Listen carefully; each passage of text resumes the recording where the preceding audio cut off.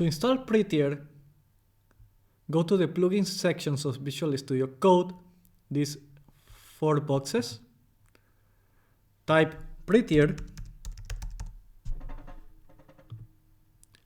make sure that the publisher name is Prettier, press install. Once it's installed, you need to set it up.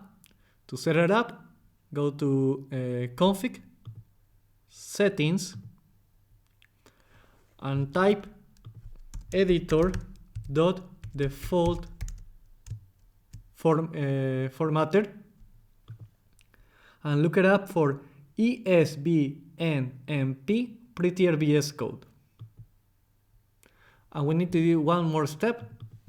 Type editor.format on save,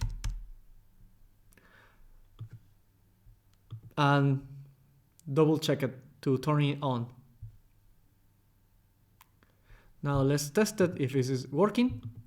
Create a new file called test.js, where, for example, const foo equal foo, in the next line bar equal bar. Look at that, one is using double quotes and one is using single quotes, and if everything is okay, when you press save, that is Command S, both become standardized with the double quotes and with the semicolons at the end.